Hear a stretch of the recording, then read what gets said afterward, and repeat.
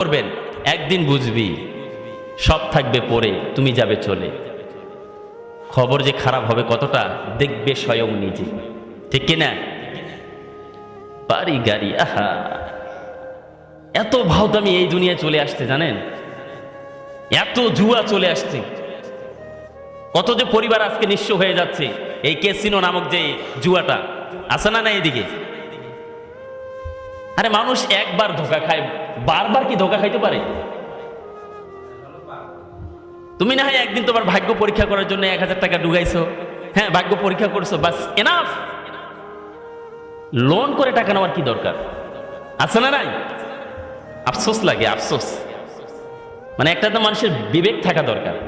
হ্যাঁ তুমি জুয়ায় কিছুটা হলো শয়তানের প্রলোভনে তুমি চলে গেছো, তার মানে এরকম বাড়ি ভিটা সব বিক্রি করে দিতে হবে এরকম বাস্তব প্রমাণ আছে দেখে আমার নিজে আমার এলাকায় আছে, আমি কোনো অবাস্তব কথা বলতেছি না। আজকে মনে করেন যে সম্পদ একটা হলো, এটা আল্লাহ তাআলার পক্ষ থেকে নিয়ামত।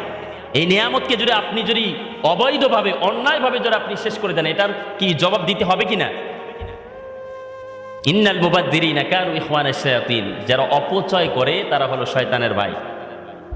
এজন্য আপনার কানে যদি এটা যদি ব্রেনতে যদি লাগে, অত্যন্ত আপনার সম্পদের প্রতি আপনি খেয়াল রাখবেন, আর জুয়া খেলবেন না, আর খেলিয়েন না। ইন্নামাল খামরু ওয়াল মাইসির, মদ জুয়া, যে কোনো জুয়া, শুধু মনে করে যে তাস খেললেই জুয়া নাকি? এখন যে ছেলে যে বাড়ির ফোনায় বসে যে ফোনে ফোনে যে জুয়া খেলে এটা বোঝে না? হোটেলে ব্যবসা করতেছে, চেয়ারে বসে আছে, জুয়া খেলতেছে। মানে আপনি যদি চান মসজিদে বসেও খেলতে পারবেন। আমি কি ভুল বললাম? আপনি যদি এখানে চান যে আমি এখানে খেলবো, ধরতে পারবেন। ম্যাচ খেলতেছেন, দেখতেছেন আইপিএল বিপিএল বা বিভিন্ন খেলা হচ্ছে, আপনি ধরতে পারবেন। কি সহজ, কি ইজি করে দিছে, কিন্তু আপনাকে সামলাতে হবে, আপনাকে কন্ট্রোল করতে হবে।